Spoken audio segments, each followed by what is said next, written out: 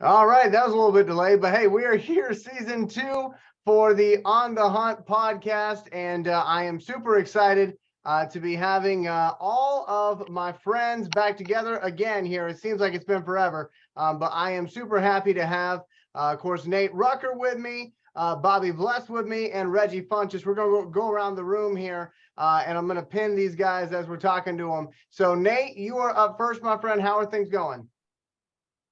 I'm blessed. That's just the best way to put it, man. I am blessed. Like I say, I told you guys off air, this is therapeutic to me.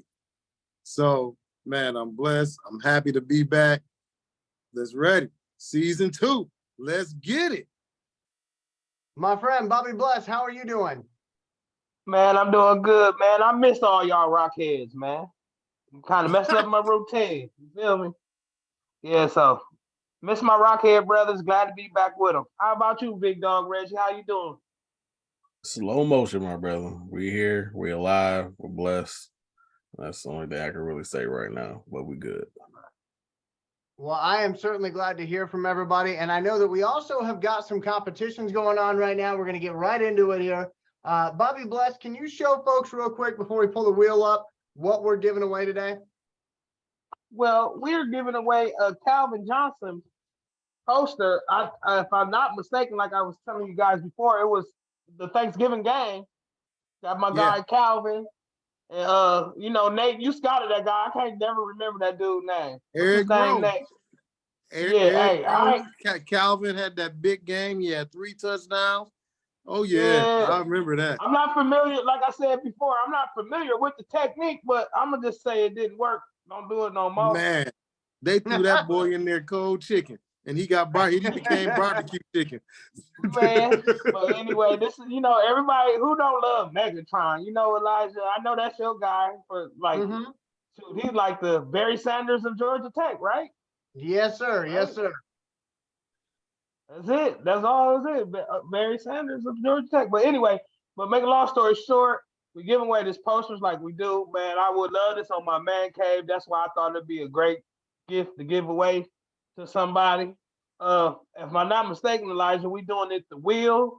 Did we set the wheel up, or are we going right to that, right? Or I don't know. So we are going to be using the wheel today, and I'm going to be pulling the wheel up in a second. Want to let folks know, the folks who entered this contest for this particular poster that Bobby is showing off right now, they commented on the last episode of season 1, and that is why we're giving it away today here on episode 1 of season 2. So let's go ahead and pull up this wheel here. If I've got the wheel of working the way destiny. that it should, we should be able to see the wheel here in all its glory, I would like to think. Yeah, there it is, the wheel of destiny.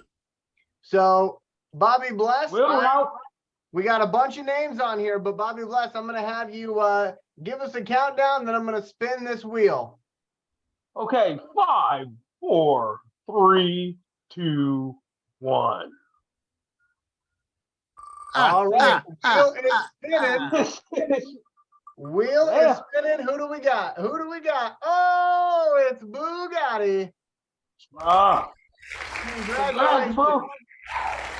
That's my guy, Will. That's my guy, Will.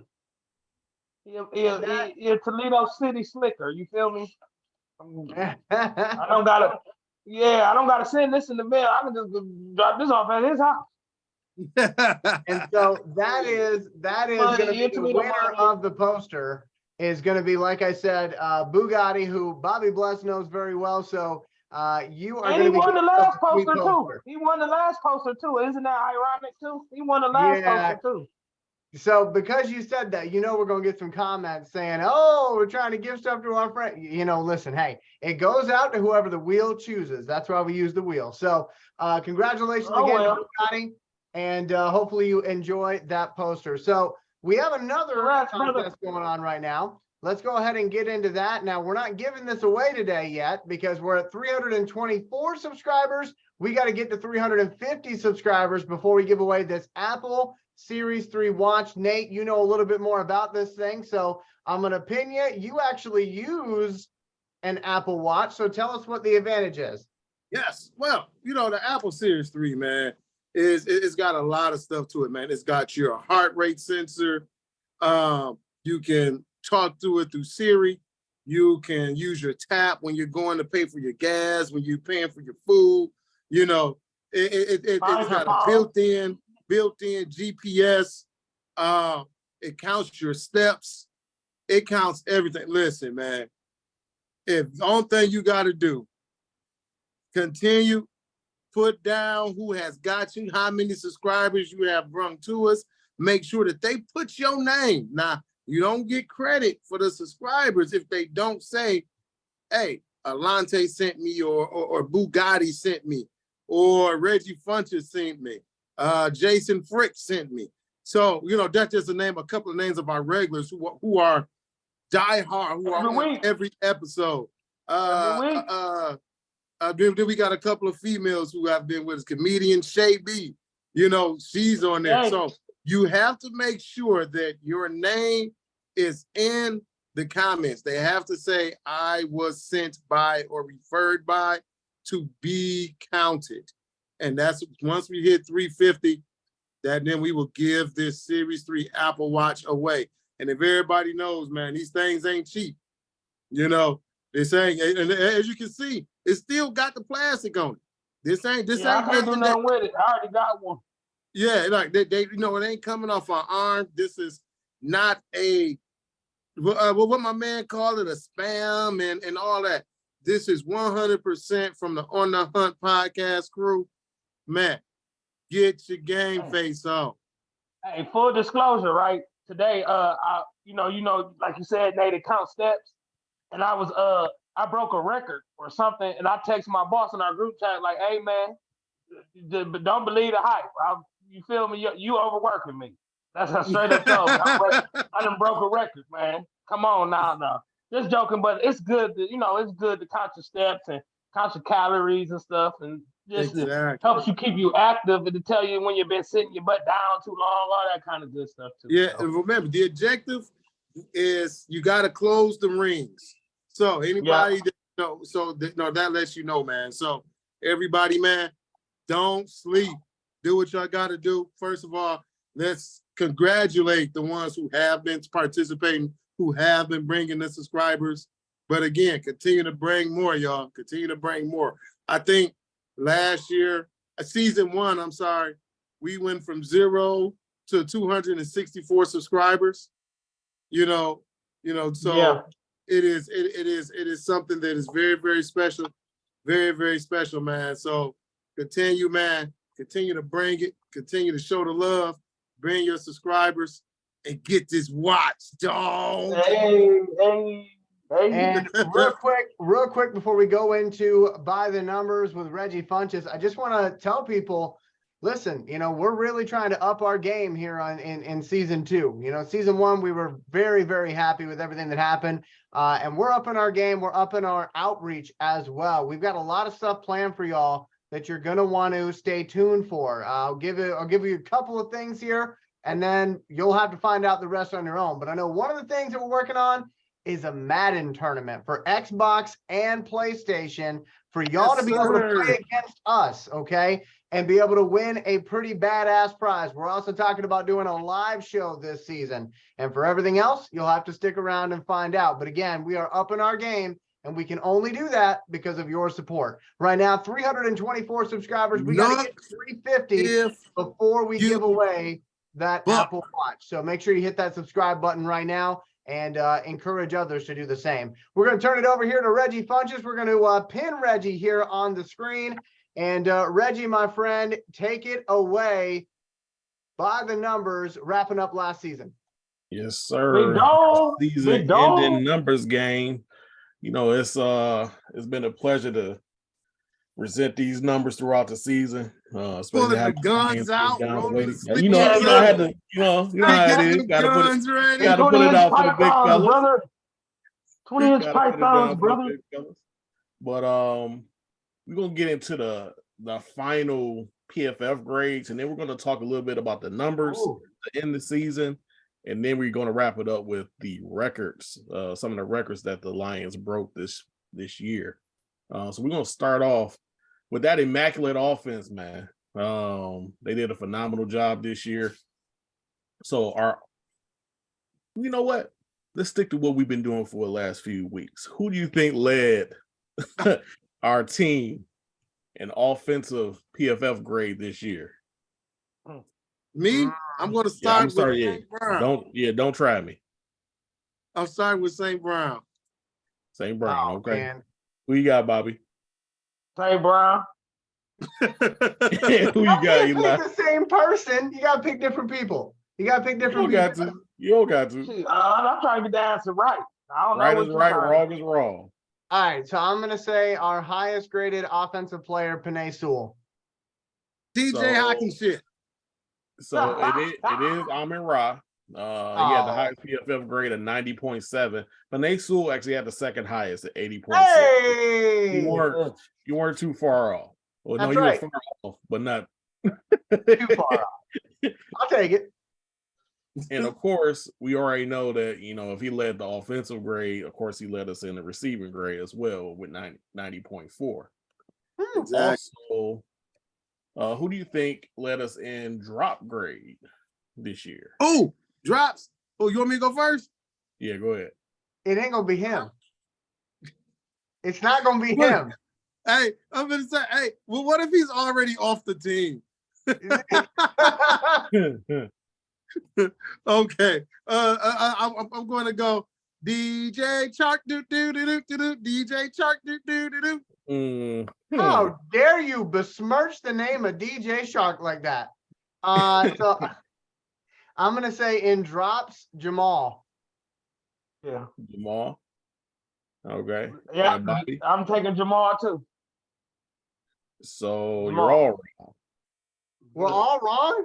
Yes. Khalif Raven led the team Oh, in drop percentage or drop. I don't remember. grade. I didn't think And he 90.3. qualified that much. He didn't qualify that much. Well, even if you did, you still would have been wrong because Amir Ra was 88.1, so you'd have been number 2.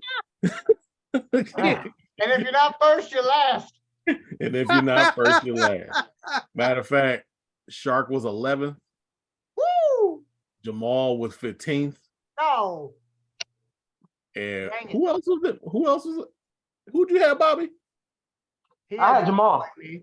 He Oh. copied off my homework this time around. Got you. I was trying to get it Wait right. a minute. Wait. You said drop percentage. I'm thinking we're talking about who had the highest drop percentage, not lowest. That's what I Yeah, thought. like who dropped the pass? Highest drop. It's Yeah. the highest PFF grade for drops. No. Flag So on the right. play. Yeah. Flag on the play. That don't count. We were totally confused on the question. Because there's no Even way. if you were still way off. No, but I'm saying no, but I wouldn't have picked No, him. he thinking it was Amin Ra. bad, not good. Right. He thinking No, it I was said the bad. highest Right. PFF grade. The Yeah, PFF grade is either going to be 10 at the lowest, 90 at the highest. I'm gonna have to 100 at the rename Yeah, you. but I was thinking a different way. All right, whatever. Mhm. Yeah, because So I kind of knew who it, 'cause had I'm the like, St. Brown highest ain't dropping that many PFF passes. grade for fumbling? Okay, now hold up. Is this causing fumbles or committing fumbles? Committing. Okay, all right. I just figured I'd This ask is for going to my be on offense. Okay, Putting the ball on the ground. Jared know Goff. that, On the right? ground. Jared Jared Goff. Who put the ball on the ground the least? By PFF. Oh, the Oh, lead. thank you. Woo. Is it Okay. the least? The Yes, least the least. by PFF. St. Okay, Brown. I don't remember him fumbling. Jamal Williams. So you got Jamal. I'm taking St. Brown. Who you got, Bobby? I'm St. taking Brown. St. Brown. I'm taking St. Brown as well. You know what? I'm gonna give that to y'all by proxy because Justin Jackson didn't have anywhere near as many touches as St. Brown. Technically, it's him at 86.6, but Amir Ra was at 84.9. Right, I'm gonna say he don't even qualify. And that's why I'm giving that to you. Reggie, I got I got 2 out of 3. Whoop, whoop. Reggie. Two. I got Oh. two feelings and you hurt both of them. I got 2 and you hurt both. No worries. Let's see here. Who do you think had the highest run grade? this year? Oh, that's easy. Jamal. Are we talking You about got Jamal? blocking or are we talking about running backs? Just running. No, Running back. Still on offense. Oh, Jamal. Who you got, Bobby?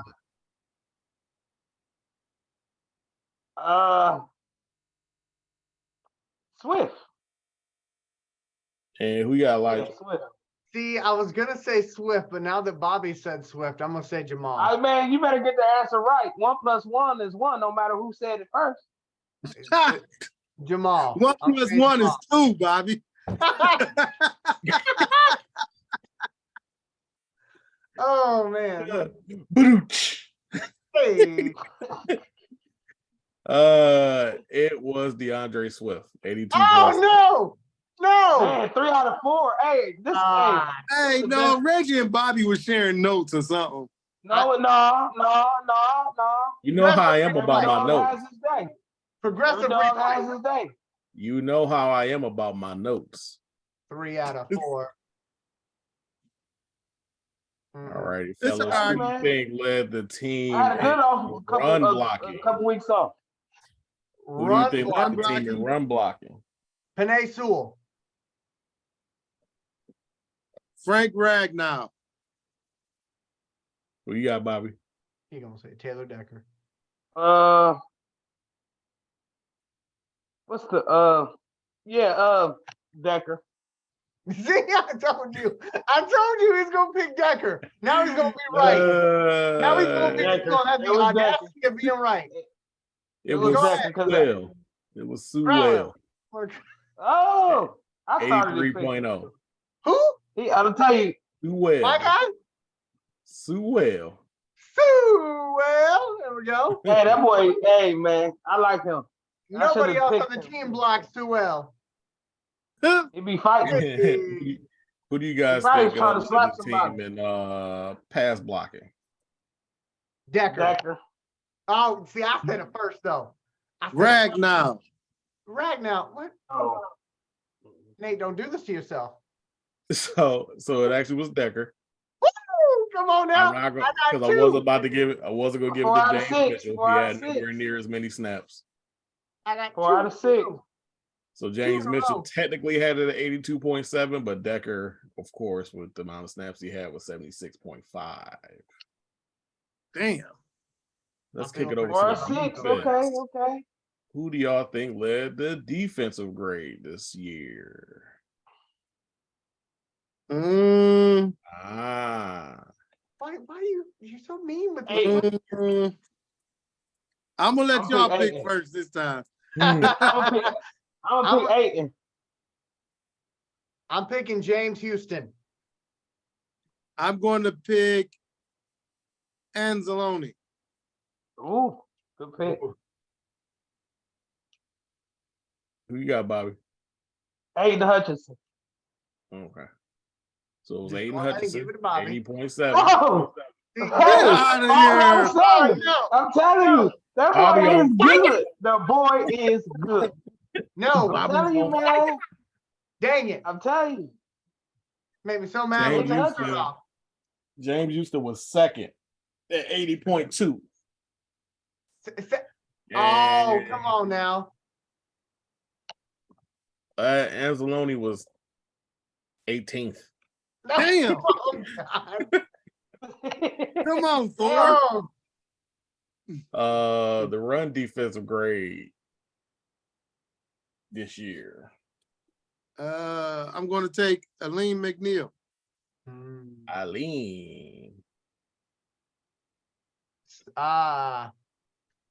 See, I'm waiting for Bobby to go first. Bobby, you go ahead and Malcolm go Rodriguez. My answer. Malcolm Rodriguez. Okay. Who you got, Elijah? I've got your guy, Reggie Funches. So you can't tell me I'm wrong because I'm picking your guy, Kaminsky. It's fail. I've been looking at it for such a long time. Real random. It was Mike Hughes. What? Hey, you know what? Hey, I believe that because my one of my brothers, he a football coach, and when we was playing, I can't think who was his name, but Mike Hughes was on the line just swiping up the feet every time dude came. Yeah, he was he was blitzing. Was it against the Giants? Was it Yeah. against the Giants? He was he was in the And backfield. I gotta all day. give it to him. I gotta give it to him because he actually had 560 snaps, so it wasn't like he didn't play. He did play. Oh no, He was out there causing some trouble. Yeah. They brought him down into that box. He played that little box safety when Deshaun Elliott and stuff was out. Yeah, because then Okuda do a little bit of that too. Didn't Okuda do a little bit of that too? Yes, he did. Yeah. That's when Okuda had them 15 tackles. Yeah, so did. Yeah. All right, fellas, who you think led the team in tackling grade this year? Malcolm Rodriguez. I'm hot right out in front. I'm picking the Cowboy. Don't try me. I'm going to say Jeff Okuda. What? Who you got, Bobby? No, that's not a good I'm answer. lying. No, tackling Okay. grade. he needs to redo. He needs to call on a lifeline. No. He needs to call on a lifeline. Stacy from No. Ohio. Hey, no, honestly, honestly, I'm going to say Mike Hughes. I was just fucking around. Yeah, see, take it back real quick. Hey, no, hey, listen, I would no way in shit. Gonna lose all credibility on this podcast. They're gonna be like, Who you got, Bobby? He said Okuda. Deshaun Elliott. Go ahead and Ding, give it ding, ding, ding. Bobby on fire, man. No.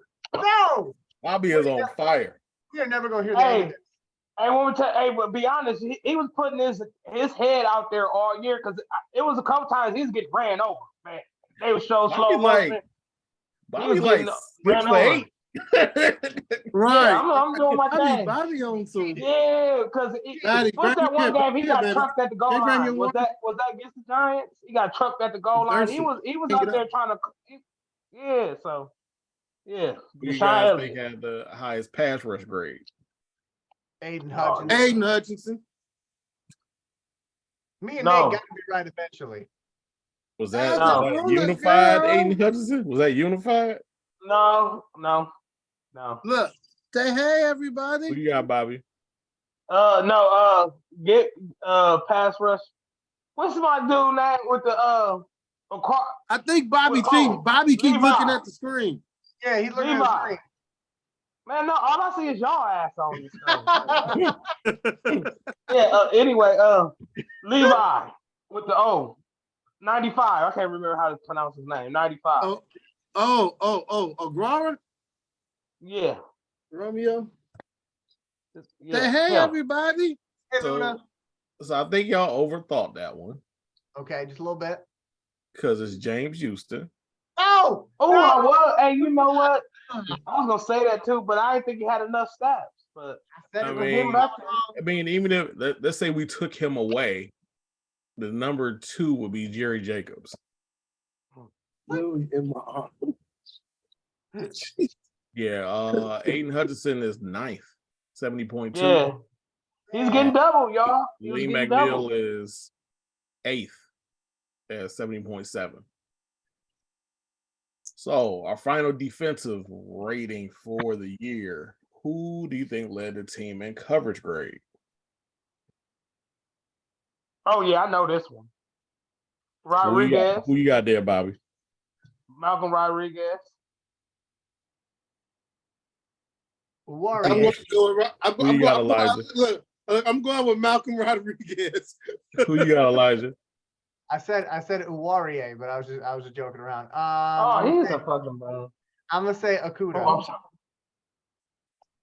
sorry. There goes that kid rating. Not for kids.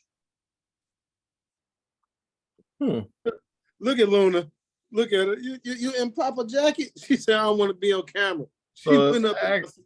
Says actually Aiden Hutchinson.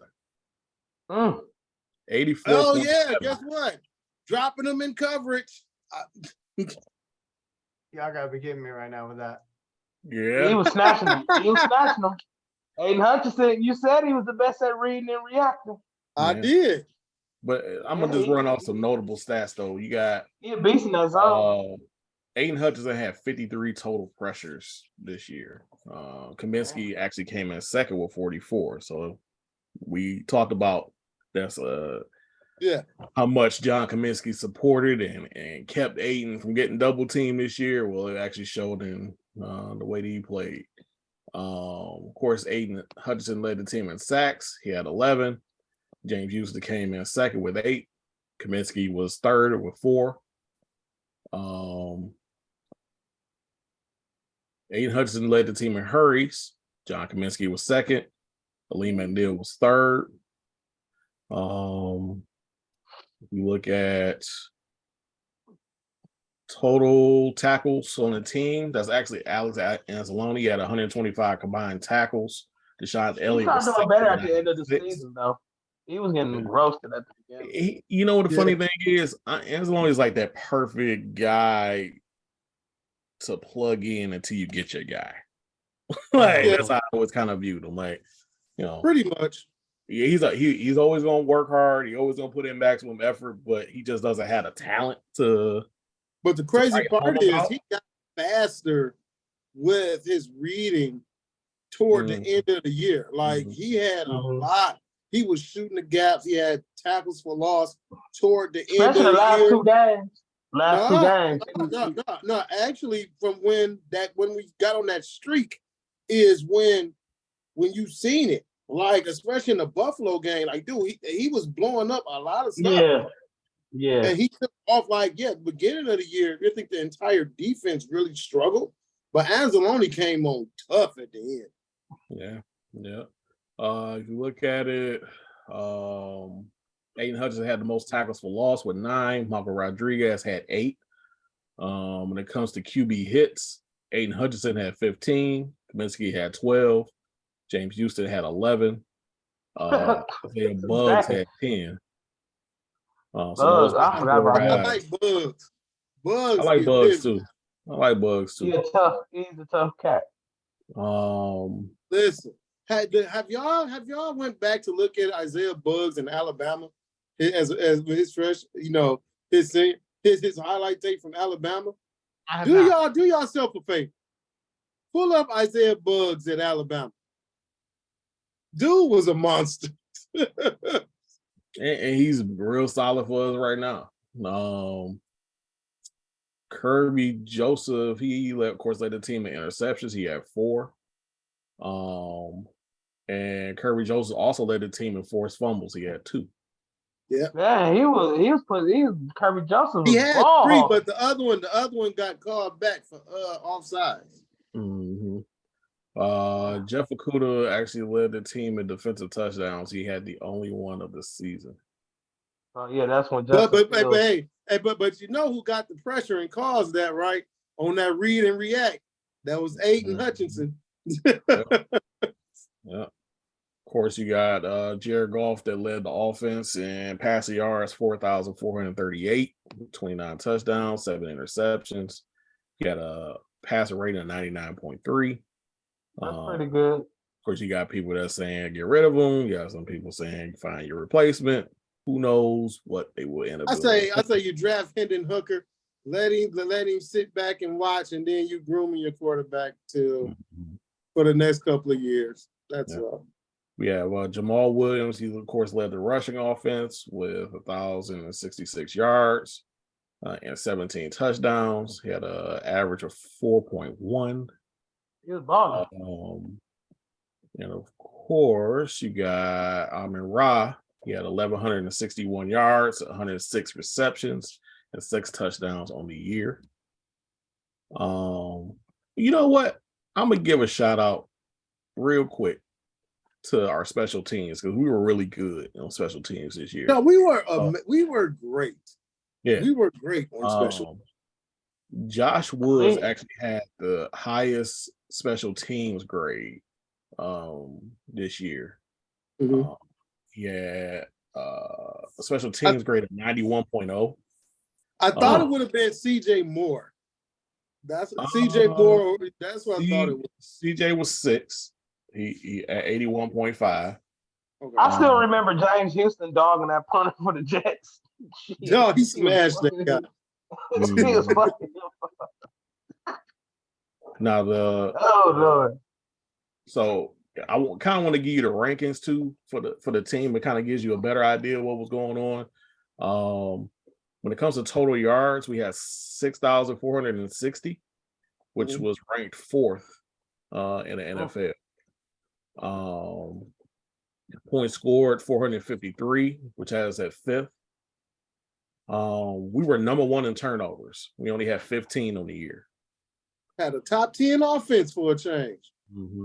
Fumbles lost. We only had 8 on the year, which had us ranked seventh. On the year, we had 376 first downs, which had us ranked at sixth. And we had 29 passing touchdowns. That had us at eighth. Only 7 interceptions, which had us at second. Damn. We ain't had none of that shit when fucking Pafford was back. Let's not go there. You gotta let it go. You gotta let it go. Hey, remember, our offense wasn't gonna be shit when we traded Hawkins shit. I didn't say that. I never said that. Check the tape. But it just really kind of goes to show like how good this offense was this year, why it was so important keeping Ben Johnson. And in this all, we just want to kind of run down some of the records that the team set. We'll start off with Jared Goff.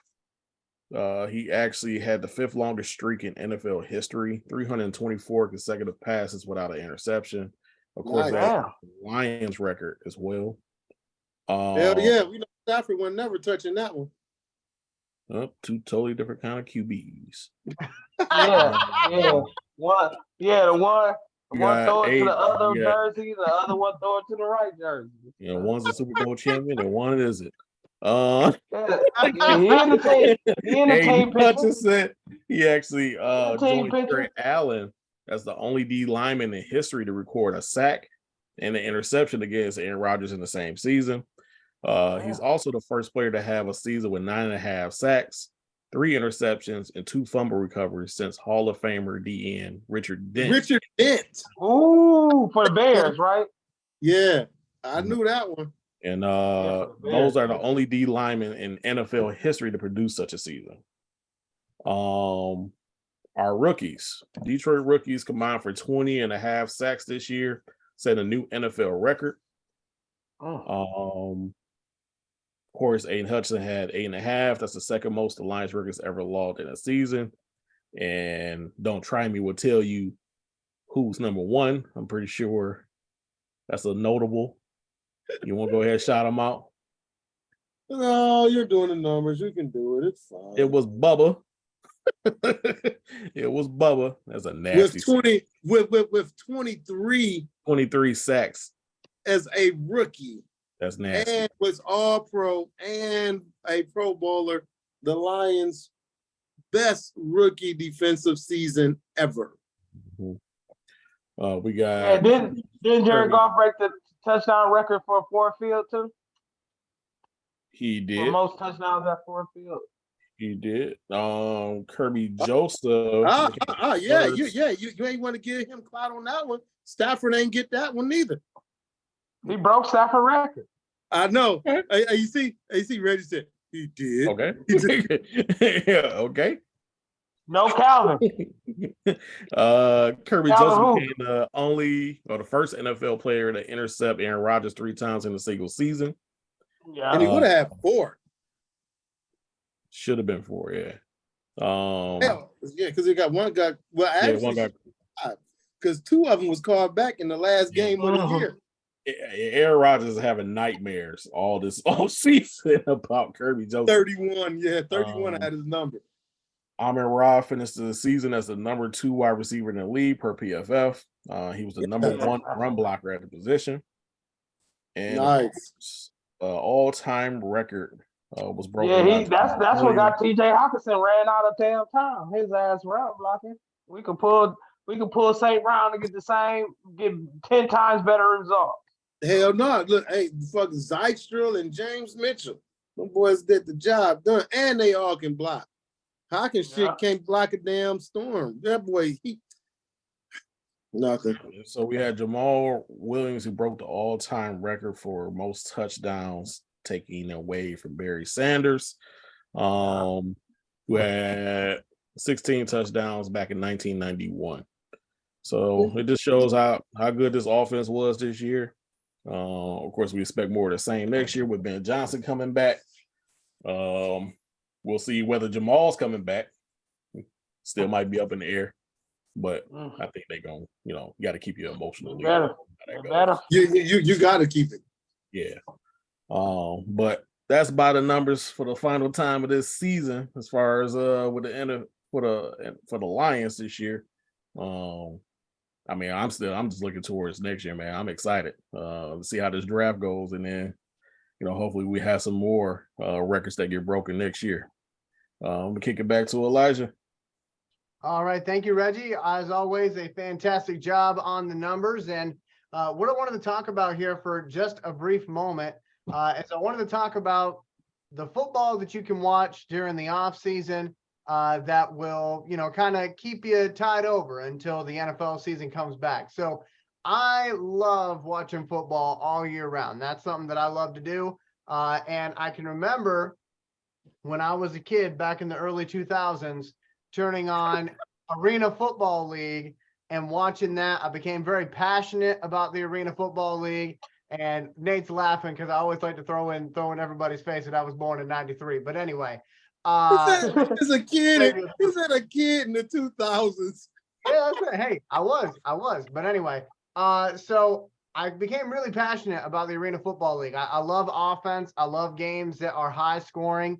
And I love the fact that the Arena Football League players would stay on the field after the game was done and sign autographs for everybody that came to see them that game. You just don't see that a whole lot, that type of personal touch. So I really enjoyed that. I've always loved the Arena Football League.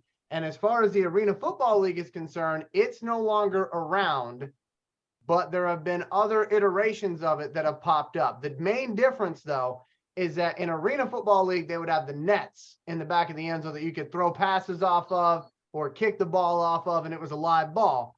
In these other indoor leagues, they don't have the nets because that's a trademark of the Arena Football League. However, it has recently been brought to my attention that the Arena Football League has updated their social media for the first time since pre-pandemic time. So we're talking somebody has purchased the Arena Football League and they are aiming to come back next spring. So keep your eye out on that because that's kind of interesting to see who maybe they might bring in for teams. But right now, the biggest indoor football league that is out there, and I'm going to try to pull this up on the screen so that everybody can see what I'm looking at here. So give me 1 second while I do that. The biggest indoor league out there right now is the Indoor Football League. And I'll give it a second here for this thing to adjust so it shows you the teams here in much more vibrant colors instead of what it's doing right now. There we go. So I'll just run down these teams here. Their season starts pretty soon. I believe it starts in April, if I'm not mistaken. But here are some of the teams that you could root for. If you're into Indoor Football League, they've got the Green Bay Blizzard, which is the team that I kind of follow a little bit here and there. They got the Massachusetts Pirates. You also have the Quad City Steamwheelers, the Iowa Barnstormers, which if you know anything about Kurt Warner's story, that's where Kurt Warner played. He was a Iowa Barnstormer, and they actually used to be in the Arena Football League. Then they moved over to the Indoor Football League a few years ago. You also have the Tulsa Oilers, who just started up, the Frisco Fighters, which have been around for a while, Duke City Gladiators, the Tucson Sugar Skulls, Arizona. They don't go hard. They don't go rough. And I love the Sugar Skulls football field because it's actually that logo right in center of the field. That logo's sweet. And it's a great field. You have the Arizona Rattlers, who are consistently winning games. San Diego Strike Force. You have the Northern Arizona Wranglers, the Vegas Nighthawks, and the Bay Area Panthers. And those are the teams Was the Rattlers, wasn't they in the Arena Football League too? Yes, the they Rattlers? were. They were. Yeah, and then they moved over. And then you've got the Sioux Falls Storm, who I did not mention, but they're another one of those perennial powerhouses in the indoor football league.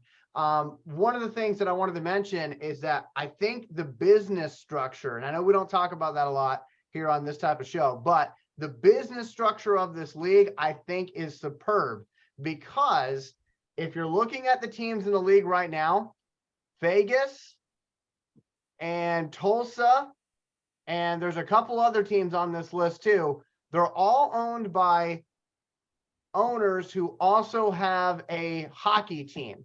So in the National Hockey League, the Vegas Golden Knights, their owner is the owner of the Vegas Nighthawks, which means that they've got the financial backing necessary to have a team. And that's always the issue with these leagues, is whether or not they have that financial backing or not. So in the indoor football league, you've got that. They've been around for a long time. They're going to have my attention this year. And for me, like I said, I follow Green Bay a little bit because they do a lot of stuff for like the community, which I think is awesome. But I also love the Tucson Sugar Skulls, because that logo and that team is just so fun to follow. But if you're into high scoring games, I would encourage you to check it out. All their games are available on YouTube for free, which I love, because it doesn't, it doesn't mean that you're narrowed down by market that you happen to live in. So check out that league if you want to. It's a pretty good one. Let's go on to some of the other things that could pull your attention this year. The XFL has returned. Now, this time around, they are owned by Dwayne "The Rock" Johnson and his business partners as well. Now, during the pandemic, I should actually say, like right before the pandemic, the XFL had returned with Vince McMahon owning it, and they were pulling in major crowds. Like things were looking really good. He for the hate XFL. me. And then He all of a hate sudden, COVID restrictions came into play, and then they couldn't have these teams out there playing games. So they had to shut things down. They went to bankruptcy again, and that was in 2020. Okay. Now they're back. Dwayne Johnson owns them. Here are the teams for them. They've got the Arlington Renegades, the DC Defenders, Houston Roughnecks, Orlando Guardians, San Antonio Brahmas, which are actually coached by Hines Ward, Seattle Sea Dragons, St. Louis Battlehawks, and Vegas Vipers. And just because I want to make sure to give credit here to all the different coaches, let me pull up each team's page, because I believe it actually specifies that. So 1 second here. Arlington Renegades, coached by Bob Stoops. Let's go to this next team page here. DC Defenders. They are coached by Reggie Barlow. Let's see here. I remember him. He I played remember. for the 49ers. Houston Roughnecks, coached by Wade Phillips. Wow. They probably got a good defense. Orlando Guardians. They are going to be coached this year by Terrell Buckley. Oh, wow. I remember him. I remember T. They got some names, don't they? They got some Yeah, names, they don't got they? names. San Antonio Brahmas, as I told you before, Hines Ward is their head coach. And of course, obviously that team is kind of modeled after Dwayne "The Rock" Johnson. So, They dirty then if Hines Ward the coach. Seattle Sea Dragons, coached by Jim Haslett. The former Saints coach. Yep. St. Louis Battlehawks. Now, this is a special one. Now, the Battlehawks were pulling in crowds of 30,000 for their games in 2020. So they're back. They're going to play in the St. Louis Superdome again. Anthony Becht is going to be their head coach. The former tight end for the Jets. And then for the Vegas Vipers, their head coach is Rod Woodson. Oh. I mean, come on now. That's got to get you somewhat excited. So I like that. I'm excited for this redo. I hope they get through a full season. We'll see what happens there. But again, that's the XFL. Again, that's starting up soon. Hey, look, them. It's like some merchandise. It is like some merchandise we might be able to get, Bobby. I like them logos. I only buy Lions stuff. Nope. It's XFL though. Yeah, I don't know. So let's go on. Like NBA too, and don't buy that shit either. Nope. So let's go over to the USFL. Now, the USFL had kind of an interesting story. I'll give you the Cliff Notes version of it. So there used to be a thing called the Spring League. It happened a few seasons ago where players would pay, and then they would go and they'd be put on these all-star like teams, and then that footage would get shared with scouts, And a lot of people thought it was kind of a scam because it was run by Brian Woods. And Brian Woods, if you don't know, he actually had started a league called the Fall Experimental Football League. And his whole goal in life was to have his league become the minor league for the NFL. The NFL wanted nothing to do with them. So he created the Spring League. And then the Spring League had to keep changing locations of the field it was going to use because they wouldn't pay their bills in whatever city they were in. So when it came out that they were bringing the USFL back and it had something to do with Brian Woods, initially I kind of felt dirty about it. I felt like this is not going to go well. Something bad's going to happen to these players. Well, I was wrong because the league is run by the Fox network and Brian Woods is no longer there after last season, but they made it through a full season of football last year and they played all their games in Birmingham despite having teams with city names attached. Now, they did that, and a lot of people criticize them for it, but they did that because they didn't know what the COVID restrictions were going to be by the time they actually played games. So right. all their money on Birmingham, had all the teams play and practice in Birmingham. So they basically paid one bill the entire season for their field instead of 8 different city bills. But this year, they're doing a thing where they're having 2 teams play in hub cities, okay? So at Ford Field this year, you will be able to catch games from the Michigan Panthers and the Philadelphia Stars. Head coach of the Panthers is Jeff Fisher. Yeah, that's where the depression comes in. Philadelphia Stars, Bart Andrus is going to be the head coach of the Philadelphia Stars. They're the defending champs of the league, if I'm not mistaken, or actually, no, they're not. Sorry about that. I'll get to the defending champs in a minute. In Canton, Ohio, that hub is going to have the New Jersey Generals and the Pittsburgh Maulers. Generals are going to be coached by Mike Riley, Maulers coached by Ray Horton. And then in the South Division, Birmingham, Alabama will have the Birmingham Stallions, of course, coached by Skip Holtz. They are the defending champions.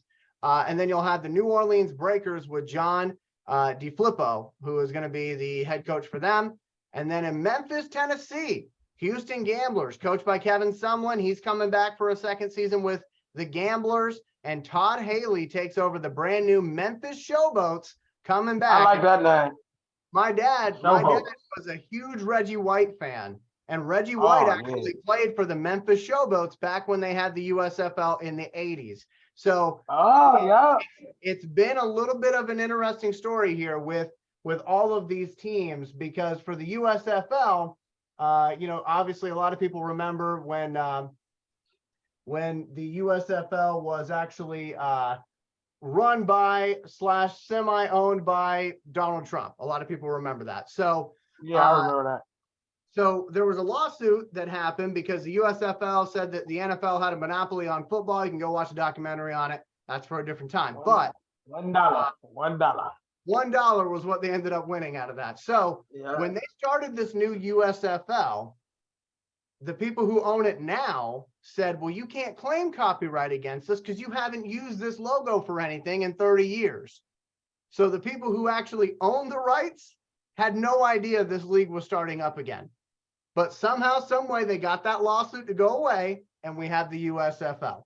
So those are just 3 leagues this year that you could watch if you're looking for some football and you really, really need it. The IFL, which I'll be watching, XFL, which I think these guys have more interest in now that they know the coaches, and the USFL. So make sure you check those out. It could be a lot of fun this year. Right now, what I want to do is I want to switch it over here to Mr. Bobby Bless. Bobby, I believe we've got a little bit of a merch alert, right? Oh yeah, brother. I had one of my good friends make a T-shirt for me, and it says, "Thank you to all the Detroit Lions." You know, even though we didn't make the playoffs, even though we started off bad, I still want to say thank you, because them guys, they could have laid down at the beginning of the season 1-6, but I could remember telling myself, this is a different 1-6. I felt like we had the chance to win all those different games. So these are the guys that I'm thinking bringing back Detroit Lions football. This is the foundation team. Even since even at the beginning of the season with Hard Knocks, they seemed like they was a special group of guys. So I'm like real thankful that I can walk around my city of Toledo, Ohio with my head up and know that the Detroit Lions is in the right direction. We can't say that, and I just want to say thank you to these guys. So I had to get me a commemorated shirt to pretty much all the guys are on here. Nothing fancy, nothing special. It's just that I just wanted to make sure that I memorize. I mean, have a memento for this team because here in the next couple years we're gonna remember this is the team that was the beginning of the new regime, morale, toughness, everything that I used to wonder why we didn't have. We starting to get it. So I just want to say thank you, man. Even down to the coaches. You know what I mean? We had coaches with ego problems. We had coaches that refused to change their philosophy. Because even when we was talking about our production meeting yesterday, Nate was telling me that even Aaron Glenn is what is it 4-2-5 or something like that? Yeah, 4-2-5. Yeah. He changed it up to the 4-3. You know what I mean? He didn't have the ego where he say my defense got to work no matter what. We ain't doing nothing but my defense. He was willing to be flexible. Typically, we used to have guys that want to stick to their guns, even though their defense failing or their offense failing. Even with Ben Johnson, with no bullets. Exactly. Even with Ben Johnson, him and golf connection. You know what I mean? And actually, he spread that thing around. We got a balanced offense. We just headed in the right direction. I just wanted to make sure I can always say thank you to the 2022 Lions. You know what I mean? So that's not really a merch. It's not really for sale or anything like that. It's just some merchandise I got for myself. Be a little selfish, you know what I mean? But I just wanted to make sure I just throw this out here because these my guys, you know what I mean? I having a lot more different conversations with people. People see me with my Lions gear. They're like, hey man, the Lions, they go, everybody optimistic about the Lions, not just Lions fans. And that's just like different. You know what I mean? Different. So that's it for merch alert. We'll probably have something next week where I can really show off with something. But because with the off season, even though our team not on the field, hey, they still selling stuff. So we're gonna see what's going on with that. That's it for merch alert, guys. I'm gonna kick it over to my boy Elijah. No. Inside the Den? So we're gonna kick it over to me for a second because I forgot to do something earlier and it's super important. So Bobby Bless, you actually had something that was supposed to be talked about earlier.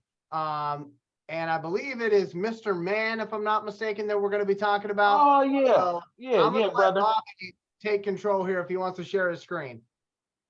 Before I share a screen, just a few years back, I was just sitting around because, as you know, guys, it's Black History Month. Elijah, you are honorary brother for this month, so just listen up here. Yeah. So just listen up here, brother. But I sat back and wonder who was actually the first Detroit Lions. So I did a little Google search on that. This was a few years back though, but I'm going to go ahead and share my screen and we'll get to it. All right.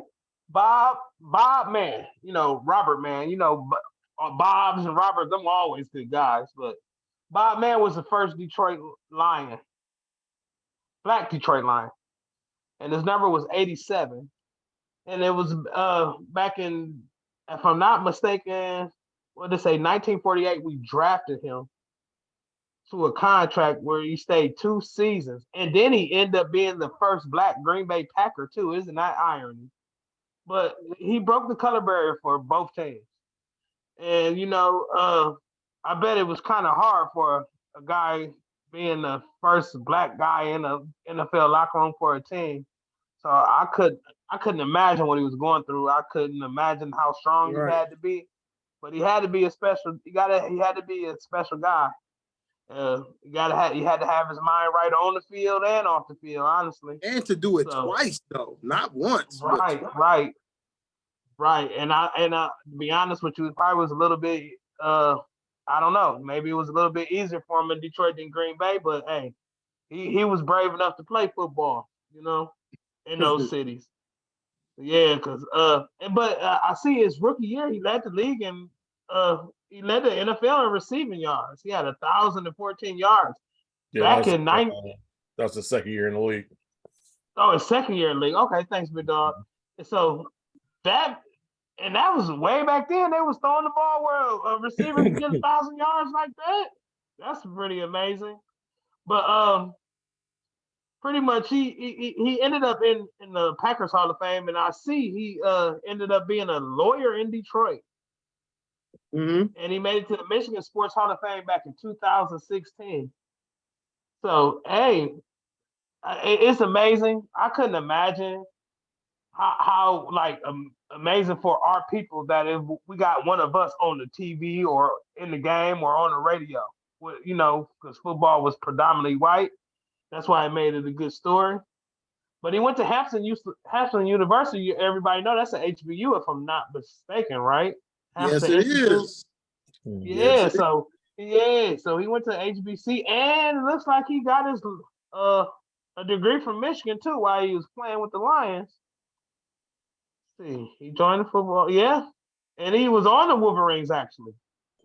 Now that's interesting. I did not know that, Nate. I know them your boys.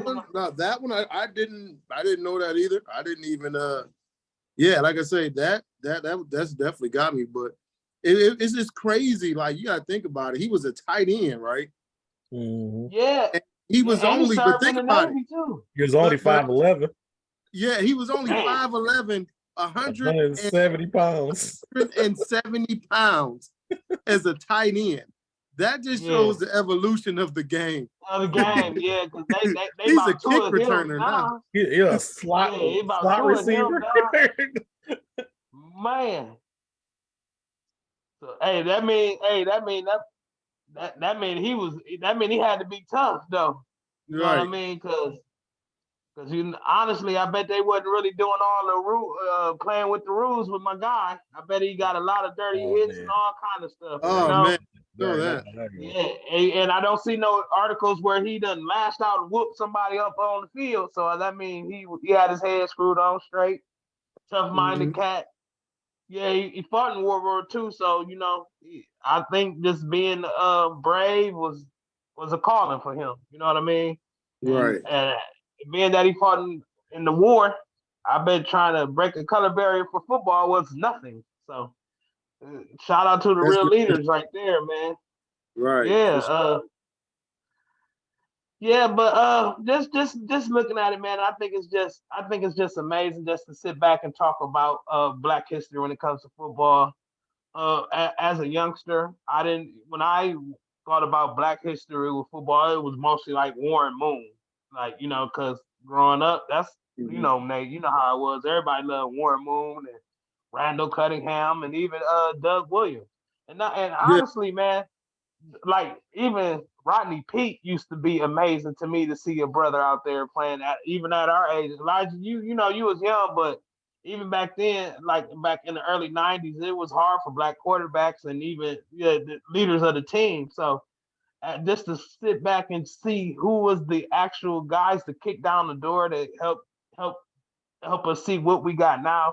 It's pretty cool, and if he wasn't brave enough to do it, there's no telling how good would it have been. We could have had a Negro football league, as they would say, right? So just being able to be the first one opened the door for a lot of these guys. You know what I mean? And the fact that his humility and able to keep a cool head playing such a violent game at the time is amazing. You know what I mean? Because like you playing football, you're already geeked up, and somebody do something dirty to you. Because I'm pretty sure he took a lot of cheap shots. It's just amazing and it kind of remind me of like Dr. King's message about being peaceful, non-violent. Even though he playing a violent sport, I don't see anywhere in none of this header where he would be putting his freedom at risk by just lashing back or so shout out to Bob, man. He was a great man, and I just want to say thank you for getting us through that door, man, because honestly, the way I look at it, if it wasn't for him, I could easily not be a Lions fan right now. So uh I just want to thank you, and this is Black History Month. We want to make sure we always talk about the guys that pioneered this game and just us, civil rights and all that stuff. So I just want you to know that we take Black History serious in my family. So this is a month that I do a lot of reflecting and a lot of learning just to see how much we changed and how far we still got to go as a people, as for our people. But I don't want to sit here and say things are getting better and not really know the whole picture of what happened. So um that's it for my little Black History segment for my guy, Mr. Man. I'm gonna kick it off to Elijah, and I think Elijah is it inside the den yet, or Yes, yes. So now we can move on to let inside me. the den, but I wanted to make sure that we that we got the coverage there for Mr. And Man. thank you for that too, brother. Thank you for No that. problem, no problem at all. So Nate, I'm gonna toss it over to you, my friend. I know I got some stuff to put on the screen for you. Just let me know when you're ready. All right, so what we're gonna do, we can go ahead and throw up our first guy who was named to the Pro Bowl, which is Frank Ragnow. So when Frank Ragnow was first announced to the Pro Bowl, we had 9 guys who were alternates. 9. All right, so right now, the last guy named, as we see it, is our guy right there, is Jared Goff. So Jared Goff is going to join Frank Ragnow, Penei Sewell, Amon-Ra St. Brown as our 4 guys that are going to represent the Lions at the Pro Bowl. But like I say, That's amazing. we had a total of 9 guys. Jared Goff was the 3rd alternate. Our first alternates, of course, were Amon-Ra, Penei. Those were our first alternates. Jared Goff was the 3rd alternate as a quarterback. But here's the interesting part. We had guys that were 4th at pretty much some very important positions as they could have made their first Pro Bowl. You had Jonah Jackson, which was the 4th guard and on the Pro Bowl roster in voting. You had Jamal Williams, who was 4th. Jason Kabinda, who was 4th. Taylor Decker, Aiden Hutchinson were both 5th, and Khalif Raymond was 4th. Now, even though Khalif Raymond still was all pro as a kick returner, that's crazy to me. 4th in the Pro Bowl voting. That comes. Make that make sense, Nate. Make that make sense, though. Well, again, are you all pro but ain't in the Pro Bowl? It's all about being named. You know, you winning. You know, it's popularity. You know, how much is your name out there? You know, yeah. So again, but what we did, man, what these guys did, the last time we had 3 Lions in the Pro Bowl was 2014. Now, 4, that hasn't been done for a very long time. A very long time. But we want to go ahead, man, and just acknowledge those guys. And like we say, so for instance, I looked up some things on Frank Ragnow. And Frank Ragnow, Frank Ragnow missed. He had surgery last year with his foot. This year, the same foot he hurt in game 1, and he just played on it on a Pro Bowl level, and he's going to have surgery in the offseason on the same foot. It is crazy. And Frank Ragnow has not allowed a sack since 2019. Damn. That's some shit. 2019. And that's crazy. Now here's another one. Jonah Jackson. Jonah Jackson hasn't allowed a single sack in 10 straight games, and he was only flagged 3 times for a penalty all year. Dang. 3. So, you know, that line, man, Taylor Decker, he allowed just 3 sacks in 14 games this year. You know, we already know what Aiden Hutchinson did. Right now, Jason Kabemba, they have him as one of the elite special teams guys in the league. You know, and it's good to have him. You know, even though me and Bobby say don't throw him the ball, but you know, we know. But hey, when it comes to knocking the hell out of somebody, I think he forced 2 fumbles on special teams. Might have just been 1, but I know he forced 1 for sure. Hey, Nate, I'm fake. I throwing the ball on Madden. I be throwing that motherfucker ball on Madden. Hey, listen, you just That's so fake. tell you one thing, you just get behind them. You just get behind them. And then of course Jamal, we all know what Jamal Williams did. A great year. Panay Sewell right now is considered pound for pound one of the best athletes on the roster. You know, he gave up 2 sacks all year and is the #1 run blocking tight end according to PFF. I mean, not right tackle, not tight end, my bad. #1 run blocking right tackle in football is Panay Sewell. And he always ready to fight. That's what I like. Hey, listen. Hey, man. Ready to fight.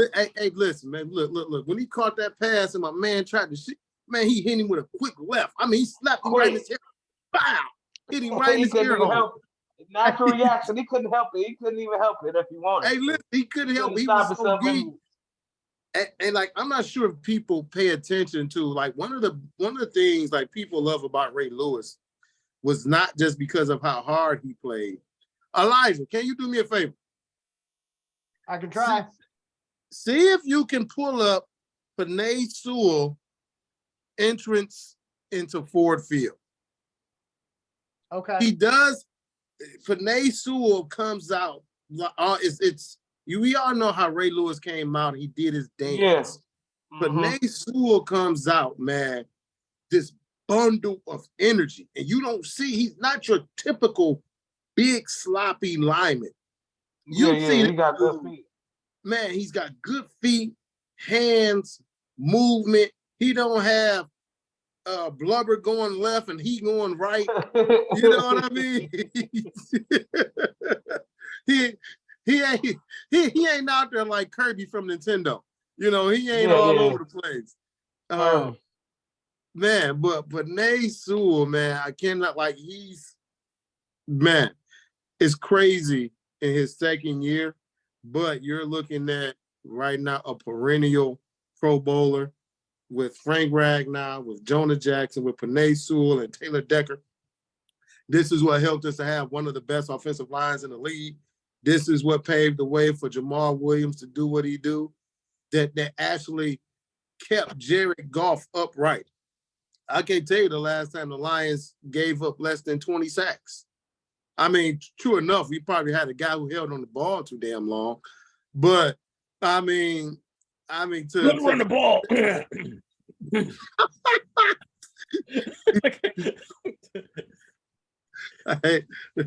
Just saying. You know, so I definitely, man, want to give a shout out, man, to those guys. He ain't That got no line. He can hold the ball. He can hold the ball, but ain't got no line, huh? Look at. Hey, listen. Runs the ball. Hey, Nate, you be starting shit. You do that all the time, man. Lord have mercy. Hey, no, listen. I'm just saying. So, but on another note, our former guy became #2 all time in pick sixes. Oh, here you go. Anyway, we can't go there, man. We can't go there, man. Okay. I'm sorry. But so again, first of all, we want to say thank you to Jared Goff, even though some people don't like him, some people hate him, some people want to hate it. Some people don't want Hey, to sign. Some people want us to take a quarterback at number 6. Nobody has been more consistent on the Jared Goff train than our guy Bobby Bless. So we're gonna put some respect on Bobby Bless' name for backing Jared Goff the whole season. Okay, don't worry about Elijah. You did not back him up the entire season. That's a lie. Only with the gloves, man. I don't fuck with the gloves. But true enough. Hey, listen, Bobby did a majority, except when he put them gloves on. Bobby, yes, Bobby. I got to give Bobby them first couple noodle arms earlier. He was getting livid.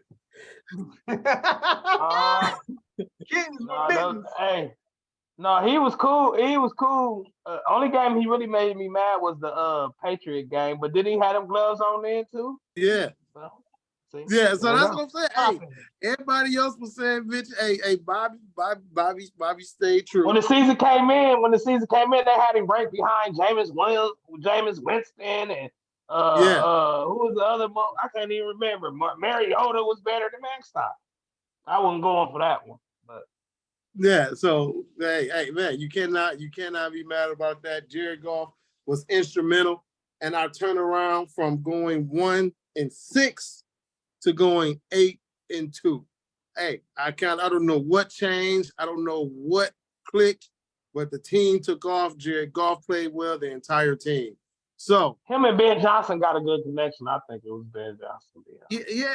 I mean, man. Listen, man. That then doing that 1-6, there was actually 4 games without a doubt we should have won. Actually, you know what I mean? Where we've lost games less than 4 points or 1 possession. So that's what I'm saying. That's why I was telling people when we were 1-6, I'm like, man, listen. This is we 1-6 I've ever seen in my life. Yeah, but you know what? But remember, that was all close. Yeah, but that's what we was trying to get people to understand. Like, listen, everybody fell in love with the Hard Knocks, and we're going to win 8 games. Guess what? Ultimately, the end product, we exceeded what everybody even thought, what Vegas thought. And that's what I kept saying. You know, we was telling people, hey, it's 1-6. He didn't promise that he was going to go to the playoffs. He never promised we were going to win a division. Only thing he gave you certain promises that he guaranteed, which is, hey, 3 toes and an ass cheek. We gonna whoop your ass. We gonna play tough. We gonna play with grit. And we're never going to quit. Those were his guarantees. He never guaranteed a win total. Nate losing his voice. Nate losing his voice. So Nate, just can keep things moving here. I do want to switch it over to Bobby Bless, who I believe is going to be going on a little bit of a therapy session here. So Bobby, therapy time. I checked with the counselor, and they got about 2 minutes for therapy today. So you are going to be pinned. And Bobby, tell us what's going on. You know, what do you need? What do you need help with, my friend? We're here for you. Man, I just want to know, am I the only Lions fan that feel like if this could have been our year? Like watching these teams that we beat in the regular season, win playoff games. It's just know that we're on the way, and with our offense playing like it did this year, I feel like we could have went in with anybody. You know what I'm saying? I could talk about the Lions every day. You know, even in January, about to be February, man. So I just sit back and think about what if. You know what I mean? Am I the only one that think what if? I said. So I don't think what if, but I think for me, I sympathize with where you're feeling, Bobby. But for me, I think everything happens for a reason, and I think that delayed gratification is going to help us next season because those players got a taste of what it's like when everybody is rooting for you, and I think they're going to want to earn that again next season. So I'm excited about that. I'm also excited that we're one of the very few teams to be on Hard Knocks that turned around and actually had a winning record. If you look it up, most of the time Hard Knocks teams play like doo-doo. So I was happy No, about it is. They broke the curse. It was like the old Madden curse. Like So, when teams that's on guys that were like, it's crazy. That's a little bit before your time too, Elijah. But like when guys Oh, were the like Madden on the curse? Madden cover, like dog, everybody would go out with an ACL injury or have a career-ending injury. I mean, a Calvin year-ending broke that. injury. Calvin broke the Madden curse, right? Yeah, 'Cause he got yeah. 2,000. Calvin broke the Madden curse, but for like 5-6 straight years, everybody on that damn game went out. Yeah, hey, Michael Vick broke his leg. Remember, Michael Vick broke his leg. And I remember where I was when Michael Vick broke his leg. I was in Georgia because that's where I lived at the time, and we were in Circuit City. We were just walking around Circuit City, and they had the Baltimore Atlanta game on the TVs there, so they could sell them better. I guess I don't know. And all of a sudden, we saw Michael Vick go down. We went, "Uh-oh, what happened?" Because at that time, living in Atlanta, I mean, that man was a god. He was a yeah, he was god. Michael Jordan. Yeah. Sure. Michael Vick experience. It was a real thing. And my dad, as a Packers fan, hated turning on Sunday football because we would always get the Falcons game and we would never get the Packers games. So that was always fun. But anyway, Bobby, is that going to do it for your therapy session, my friend? Yeah, just know, guys, good times are coming. I feel like we definitely on the right way, but I just know that if we would have somehow got into them damn playoffs, we could have caused some trouble. We would have They already broke said a it. lot. Want to We play the would have line? broke a lot more records. We would have broke a lot more records, and this team would have been more than just the team of foundation. It'd have been the team of destiny for real, So I'm just happy that we actually got a competent team, even like with the rookie foundation, you know what I mean? But I also know this. I don't want to see no damn 1-6 start next year. I swear I don't. I'm gonna be mad as you know what if we do. So I just want to make sure we carry this over, man, because I don't want to be missing the playoffs no more. This team is way better than that. They showed if they play their game, can't nobody beat them. Can't nobody beat them if they play their game and don't make mistakes. So I certainly agree. that's it. I'm done, brother. I'm done. Our last segment, we're going to kind of go 2-minute drill on this. I want to let the fellows know how we're going to do this. So I'm going to put up on the screen our free agents, okay? And we're going to go free agent by free agent. We're going to keep our opinions a little bit brief here because I know we all would like to spend some time with the family tonight. So we're going to keep our opinions brief, but what I'm going to do is I'm going to tell you the player, I'm going to read their stats, and then I'm going to go and ask you, would you re-sign them or would you let them walk? Okay. Now here's the deal. We have got a ton of free agents to go through tonight. There are restricted free agents and there are unrestricted free agents. For folks who don't know, the guys on the show, they already know this stuff. But in case you don't know, unrestricted free agents means if you don't sign them, they can sign with anybody. Okay. Restricted free agent means they can talk to other teams, but you do have the opportunity to match that offer to keep the player. Okay. So that is the situation there. I had to look that up. Remember the key part of that is that you're able, when you're matching offers, you can go over your salary cap for your player. Right. Oh, so, for real? I didn't know that. Yeah. That's the key part. When you're matching offers, whatever your cap is, you're able to go over to match your player. But remember, it's only for restricted. So let me go ahead and pull that up here on the screen so that everybody can see it. And guys, just confirm with me that this is on the screen for you here. It should be. It's on there. Okay. It's on there, brother. We're going to start off with unrestricted free agents. All right. Now, let's not worry about what the guy is saying from the Detroit Lions. We want to know what we're saying. Okay. We're going to start off with linebacker Alex Anzalone. 125 tackles this season, 77 solo tackles, 7 tackles for loss, 1.5 sacks, 7 QB hits, 1 interception, 6 passes deflected, and 1 fumble recovery.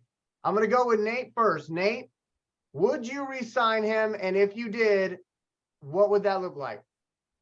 Yes, you definitely re-sign him because reason being, you don't have nothing to replace him. I mean, the draft, we don't know what's coming with that. But you definitely re-sign that guy. He's definitely a good mentor. He's definitely helped Malcolm. Now, what I'm resigning him for, I'm looking at another 2-3 year deal, upwards of probably, I would say, probably around $6 million a season. So 3 years, roughly, what's that, 18 million? Okay. I should mention to the folks who maybe want to play along with us as we're doing this, and we would love that. Comment your opinion on these players as we go through them. That as of late January, Be back, y'all. Holmes in the front office have approximately $13.8 million in cap space heading into the draft. The Chicago Bears, our division rivals, have the most money in the NFL to spend this offseason. They have $91.8 million in space available to improve their roster. The Lions currently rank 13th in the league in money to spend, and they're second in the NFC North right behind the Chicago Bears. So, Bobby Bless, Alex Anzalone, do you sign him? Yeah, you keep him, man. He's the quarterback of the defense, to be honest. I'm not too much into the numbers per se, but I like how he came on at the end of the season. Like our resident defensive coordinator Nate was saying earlier, his production went along with our getting that in onto that streak, so it coincided with that. I'm a yes for that. I don't want to get into the numbers game. I wouldn't want to pay him the most money ever as a linebacker, but I definitely want to do what we can to keep him. And I think he is the glue to get these guys in the right spot. Similar with the back end, we're missing a lot of. We need veterans in the back end, and if we get rid of this guy, we won't have a teacher on the field for those dang on linebackers that need probably just as much help as the secondary. So I'm a yes for Anzalone. We need to keep him. Reggie, are you with us still, my friend? Mm-hmm. So, Alex Anzalone, who would you keep him or would you let him walk? It all depends on what the numbers look like. He was average to good in spots. You definitely want to improve the position, but the question is, who do you improve with? And unless you draft, I mean, yeah, you could draft somebody, but are they going to be able to beat a Mike? That's one question. Second question, if you don't bring him back, what free agent are you looking at and how much is that going to cost you? Like, it's something tells me he'll be more of a bargain. There is a couple linebackers that I was looking at in free agency that I like, but whether we'll be able to afford them is a total different question. So right now I say, yeah, just keep them.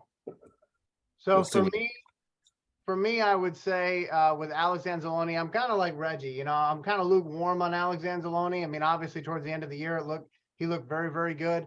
But there were a lot of parts in the year where things on defense just didn't look right. I'm not saying that's his fault. I'm just saying things on defense didn't look right for a little bit there. So I do think he's been a huge help to Malcolm Rodriguez. I think he is a huge leader on that defense. But I think, for me, it's all about the money. And I think if he's going to cost too much, I think you can find somebody else who does what he does, including Malcolm Rodriguez, who might come in next year and be ready to be that guy. So for me, I'd have to wait, see what the money is on that. He's not a for sure, in my opinion, as someone that I would sign. Moving on, kicker Michael Badgley. 20 for 24 on field goals, 33 for 33 on extra points. Bobby Bless. Do you sign keep him? Keep him. I like the money badger. I like his nickname. I think, like I said before in previous episodes this year, we're kind of erratic. We're kind of erratic with the kicker position. I would like to get that set up with a guy So get him. Like I said, like Reggie always says, always matter about the numbers. I'm not a number guy. I don't even want to get into the contract situation. I don't like. I really hate that so much. Like even when I play Madden, I never do franchise mode. I don't care about none of that stuff. So so yeah, keep him. I like him. I like him. Reggie, So would you keep him or would you let him walk? I'd keep him. He stabilized that position for us. We had a lot of issues early in the season with kicking. Actually led to us losing a couple of games. So it's one of those situations where, yeah, once you got a guy that can actually get the job done, you're rewarded with another year when it comes to a kicker. And then if he starts off trash, then you start the process all over again. yep. So for me, this is one where I would say if it was me making the decision, I would sign kicker Michael Badgley. That's my personal opinion. I would sign him. I would lock him down. He's 27 years old. I'd lock him down for a while. But unfortunately, NFL teams, even though they keep having these games that come down to field goals, and we see it every single year. It's not just our team that it happens to. It happens to everybody, where a field goal loses the game for somebody. Even though that keeps happening, the NFL doesn't put a huge emphasis on getting kickers, as we see them hardly ever drafted. And a lot of times teams say, well, we can just find one off the street. And my fear is that that's the Lions' attitude about it. Even though we've had some great kickers who have played for our franchise, Hansen, and we had Prater, who were mainstays for a while. It seems like our new administration feels like they can just grab a guy off the streets. So I hope maybe their opinion has changed because of how things went this past season. For me, I would sign Michael Badgley in a heartbeat. That's my opinion. Nate, are you back with us? I can't see you on the screen, my friend. So I just want to know. Oh, yeah, I'm back. We're good. Yeah, we're good. Michael Badgley, would you sign him or no? Yes. I would definitely give him a 2-year deal. But like I said, the only downside of that is he doesn't have a big leg. But what he did come in and do is bring stability. He definitely helped us when we went through the Kickers R Us, where it was like labor ready. So it was like, so I definitely, yes, you definitely give Michael Badgley a chance to go with you into the training camp, and actually compete for the job and win it. So I definitely give him a 2-year deal where it gives him, a sense of being comfortable. Because I think that's also the edge part. Like you say, 20 out of 24. And his kicks were majority, like I say, in bad wind. And, it was stuff that, like I say, even the Pro Bowl kickers have missed.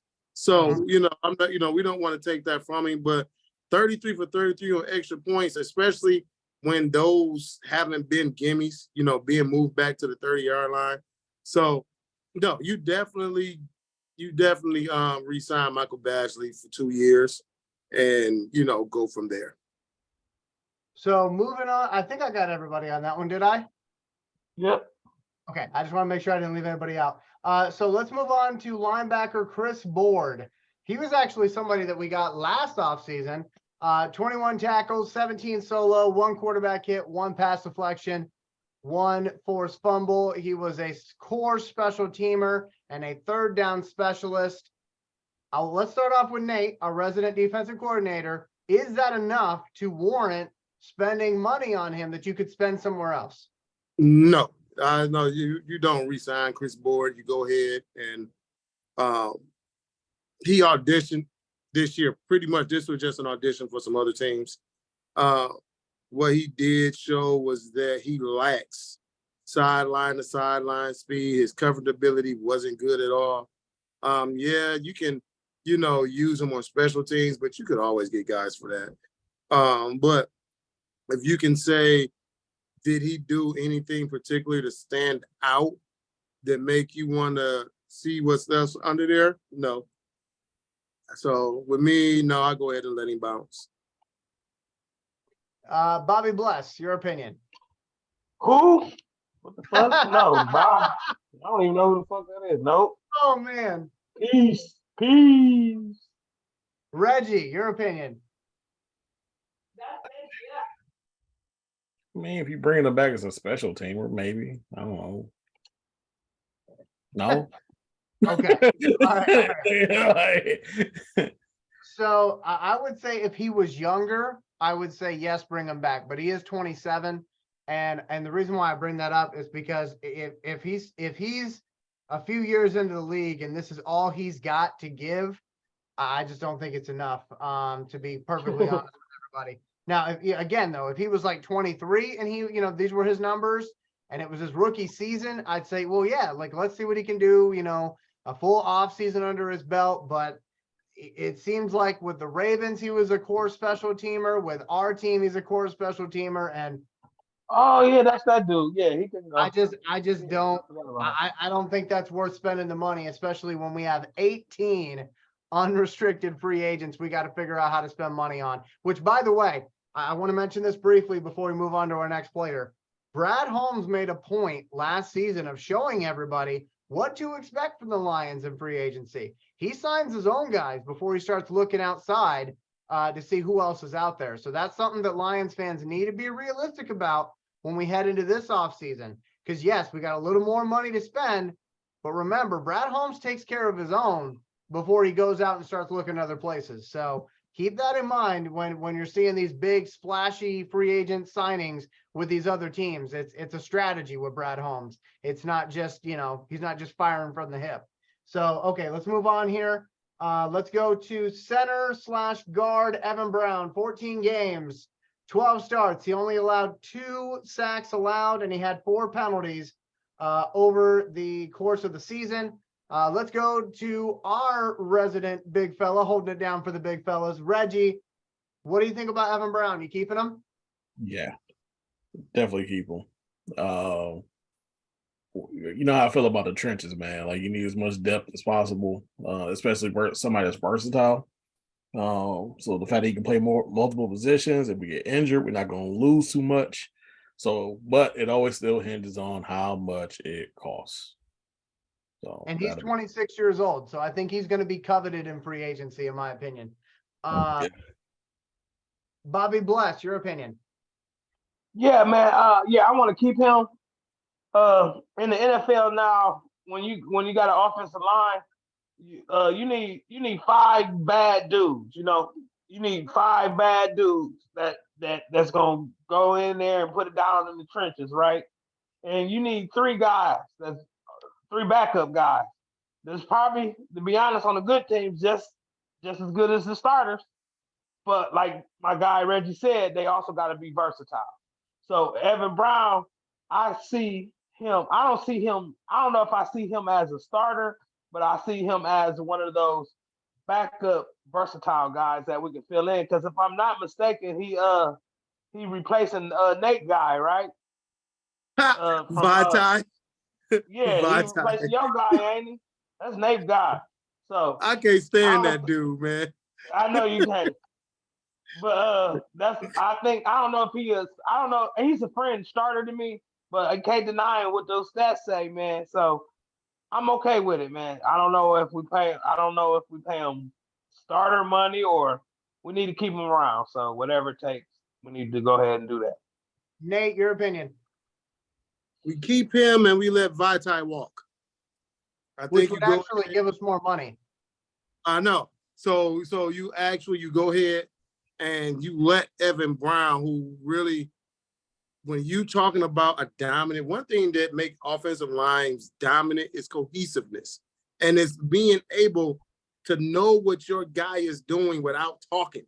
You know what I mean? Is you got to know when he's going to hand the guy off, or, hey, listen, if I tap you, he's going to cut inside so he both tipping. Something like that. So you're talking about versatility. That was our offensive line from Decker, Jackson, Wagner, Brown, Panay. Like, to me, I mean, I never cared for Vitae. Like I tell people, know he was the worst pass blocking right tackle in the league. Your dog being bad, Nate. Your dog being bad. Hey, listen, and it was with good merit. But anyway, I know. Keeping Evan Brown. All right, guys. So now we're gonna move on to some tough decisions. All right, we've had some easy ones. We're getting down to some tough ones. Defensive lineman Austin Bryant, 9 tackles, 7 solo, 1 tackle for loss, 3 quarterback hits, and 1 pass deflection. We're gonna start off with Nate's opinion. Nate, I remember you adamantly rooting for this guy at the very least. Not saying you took up his mantle, but you were rooting for him to have a good season. Did he do good enough? Nope. What he did was show just how expendable he was. Number one, he did, but the two things he did bad was he has a poor motor and he does not seal the edge and he does not stay healthy. His production was in the stoops, especially when the guy I really wanted, I couldn't wait to see. As I said, unleash him. If that guy wasn't ready, put him on the field. And James Houston came in and showed you what you do when you're available. Remember, the best ability is availability. We saving money. We letting Austin Bryant walk unless we're able to get him for cheap. If we're able to get him for cheap, okay, because he's still young. So I still think, he's still going to have some value to him, but you have very low expectations for him. Okay, so Reggie, Austin Bryant, if he's coming into your office, what is he being greeted by? Damn. He got to go. I can't see what you did, so. He said, peace. So he's being greeted by the person who says, "Where's your bags, Mr. Bryant? I'll get them for you." Yeah. Sir, your Uber's outside. Ooh. Damn. Please tell me that Rory is the Uber driver. Man. Oh man. Okay. All right. So anything else on Austin Bryant, Reggie? Before I No, move on. it's a no for me. It's a no for me too, Elijah. Okay. So for me, short and sweet. For me, I would say again, if he was a little bit younger. I mean, he's 26 years old. This is his 3rd season. This is that prove me year, or I should say, prove it year. And he just didn't do it. He didn't do it. So I think he's going to find himself as a backup in this league somewhere else. And hopefully that doesn't come back to bite us in the ass, because sometimes it does when we let players go. They go on to other places, and hey, a change of scenery does wonders for some guys. But for me, I must say no on defensive lineman Austin Bryant. Let's move on here. Again, we got a lot of these that we got to go through, guys. We're going to go defensive lineman Isaiah Buggs, the Bugster, 46 tackles, 21 solo, 1 sack, 10 quarterback hits, 2 pass deflections, 1 forced fumble. And will he win favor with Reggie Funches? Reggie. Hey, Buggy, come here and give me a hug. Stupid. Here's a nice contract for you, sir. Just need your signature right there. Yep. All right. So I'm just curious, Reggie, what would those numbers look like on that contract? I have no idea. When I thought about it, it's one of the things where, how old is he again? Isaiah Buggs. Let me look that up real quick. 25, 26. Isaiah Buggs is 26 years old. Yeah, there's another aspect of this that I think is worth mentioning. He's still young. Campbell is eliciting loyalty in these guys, so they might be willing to say, "Hey, I'll take this amount to come play again for you." Which he has said. Yeah. So whatever it really kind of takes, with guys like that, I mean, he's pretty good. Mm-hmm. Nate, it's still. Oh, I'm sorry. It's still pending. Who we draft to. Like if you get a dog D type, but like you said, it's in the trenches. You still need that depth. So it really just depends on how much of a pay cut he's talking about. So just want to say this for clarity's sake. I'm not being rude to nobody. I literally can't see anyone on the screen. So if I cut you off, it's not intentional, my friend. So we'll move on to Nate here. Nate, Isaiah Buggs. Absolutely. Okay. You can't.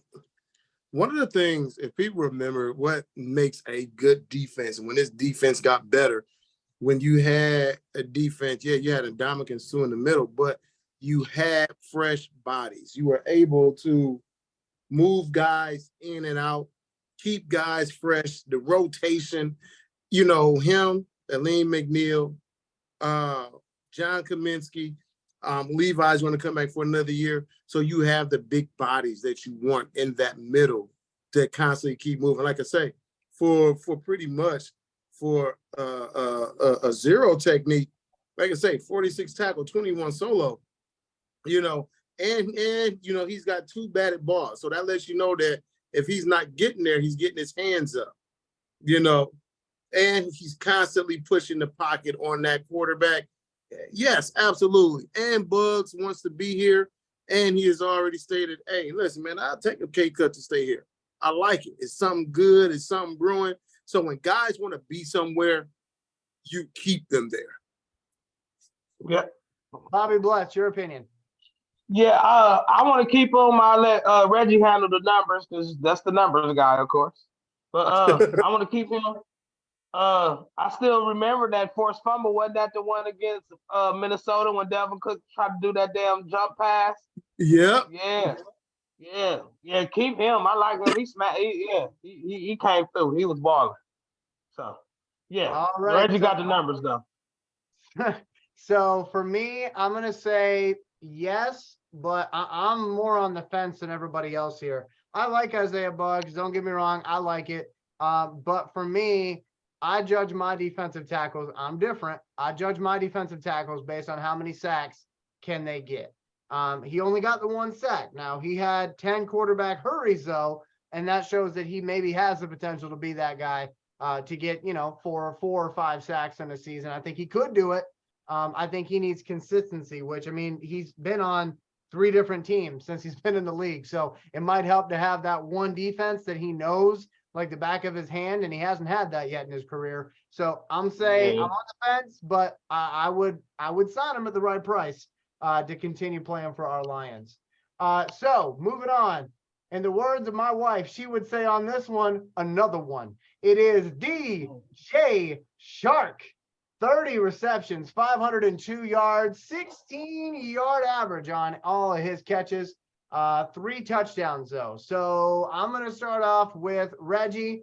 Reggie, DJ Shark, are you feeling it?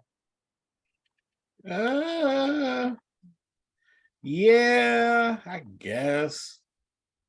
Even though I think it's gonna be the Jameson Williams show next year, but no, I'm not gonna bring him back. Not to thought about it. No, I'm not. Okay. All right. Nate. Yes. Reason being, like I say, is that you have to, outside of Amon Ra, one of the things is about stretching the field. And one of the things that we have 3 guys that run 4.3 or better, which is DJ Chark, keeping that speed, Jameson Williams, and Khalif Raymond. But the only downside of it is DJ Chark is the only one that's truly got that size to go up and win that jump ball. So you definitely want that. And when you think about even with Jameson Williams, what we was talking about in our production meeting, we haven't even seen Jameson Williams even run a route yet. Everything's just go. So Khalif Raymond being undersized, that's your slot. Josh Reynolds doesn't truly stretch the field. Quintez Cephas, we know he's done. So you definitely bring back DJ Shark. And plus, he's another guy who wants to be here. And I don't think you have to spend as much to keep him. But you definitely need that leadership. And you need that guy that Jared Goff is going to trust. Because, hey, the only guy he trusts truly going deep is DJ Shark. So I definitely bring back DJ. Go, DJ. That's my quick question. Bobby Bless. Quick question before you. How many games did he miss last year as well? So you're talking 2021? Yes. So 2021, he played four games. This year he played 11. He has never, in his history of playing in the NFL, he has never had a complete season with no games missed. No.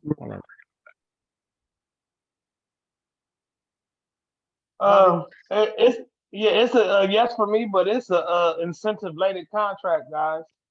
Shit. I damn near want to pay him a game by game basis. Shit, I don't know. Yeah. We see if you get your check next week. Yeah, we gonna see if we gonna get your check next week. You played this week, but we don't know about this week. So don't wrap it. Don't try to get no early pay or nothing. So, Hey, only reason I said when we look at it, like when he is targeted, when he plays, he a beast. he makes catches. He catches He the a ball. beast. Like, let me see, 4 targets. Injuries. Yeah, 4 targets, 3 catches. 4 targets, 2 catches. 5 targets, 4 catches. 2 targets, 1 catch. 7 targets, 6 catches. 6 targets, 5 catches. 5 targets, 2 catches. 6 targets, 3 catches.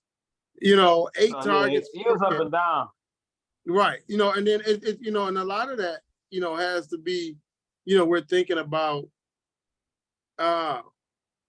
those when you're looking at the early games, that's where he had where he was truly up and down. The loss against Philly, he had 8 targets for 4 catches. Washington, 4 targets, 0 catches.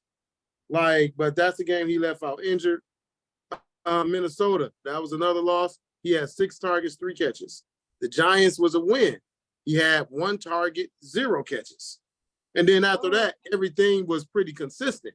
So it's, it's definitely a 1-year contract. It's definitely a 1-year contract. Yeah, I'm not giving you multiple years. It's definitely a 1-year contract. But I think he gets 2. I think you give him 2 years again, because you don't know what you're going to truly get from Jameson. Right now, everything with Jameson is hype train. It's all hype. It's all hype. Yes, we've seen the speed, but the only thing they did was run go routes. We don't know, none of that. Yeah, but you're still talking about a whole year before we don't see him on the field again. I can't. I'm not about to hamstring that kid based off of the fact that he was injured all year and then played a few games. No. I don't say hamstring him, but again, he has to. You bring DJ Chark back, and if Jameson wins that he's got to beat. Amon-Ra is definitely going to be your number 1. Yep. So that means now Jameson has to beat out Khalif Raymond. He's got to beat out DJ Chark. And then, but here's the thing: Khalif Raymond is going to win the slot spot regardless. But so you're looking at Josh Reynolds and you're looking at DJ Chark. And the thing about it is they're both 6'3", 6'4". That's where you have to be able to win those jump balls. If you take that away, there is no, you can win it off speed, but when you're talking about high pointing the ball, you're talking about being able to play physical through the contact, all the rest of that stuff is kind of up in the air. So I'll hop in real quick here with my take on it. So as far as DJ Chark is concerned, I liked him coming in. I was super excited that we got him in the offseason. He was a name that kind of floated under the radar a little bit, to be honest. And when I found out he's going to be wearing Honolulu blue, I said, uh-oh, here we go. And that was about as excited as I got about him the entire season, because here we go turned into where the hell is he? Because he was consistently on the sideline wearing street clothes. And that's my issue. My issue is he can't stay healthy. And I don't know what that's about, but again, you take out his rookie season, because his rookie season, that he was a rookie. But outside of that, the most games he's ever played in a season was 14 games, and that was back in 2019.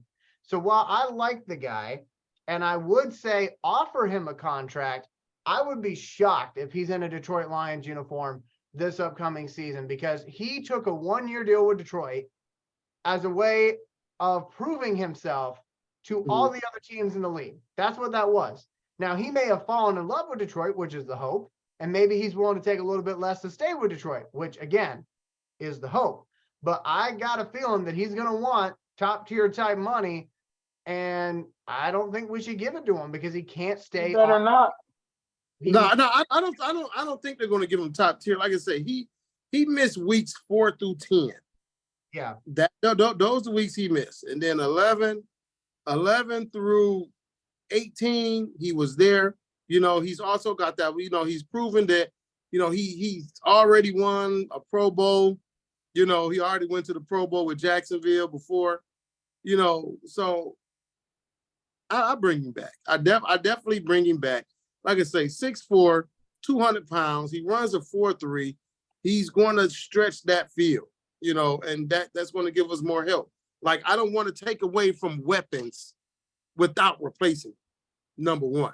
You don't want to take away nothing without putting something there. Sure. I certainly agree with that, especially when you look at the best teams in the league right now, especially on the NFC side. The best teams have got the best offenses. The Eagles, they've got tons of players, and you might not see all their guys contribute week in and week out, but there's always somebody that makes a big play for them. So you definitely don't want to take away those options. I get what Nate's saying. Again, I would offer him a deal. I just don't know if he's going to take it. And if he does take it, man, I hope we see him on the field more than 10 games, because we really could have used him, especially during that time when things didn't look like they were working as good as they should have. So here's what we're going to do, fellas, because we've been running a long time. We're going to do one more player right now. And then next week, when we do season 2, episode 2, we're going to finish this list because there are so many players that we have to go through. 18. It's going to be a good offseason. It's going to be a good offseason. Right. Yeah. Look, that's what I say. Hey, we don't got to do them all in one episode.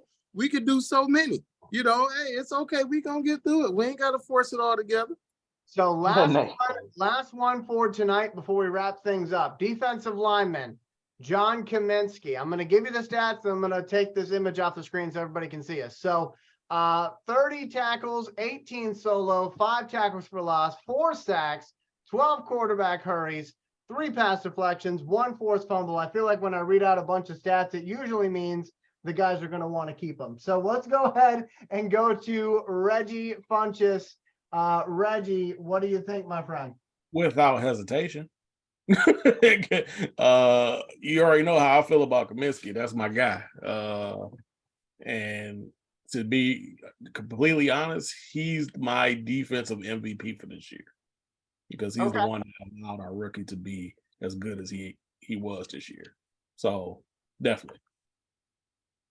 Nate Rucker, John Kaminsky. Absolutely. Okay. Bobby Glass. I mean, you guys are giving me some straight answers. Hey, buddy. Hey, yeah, I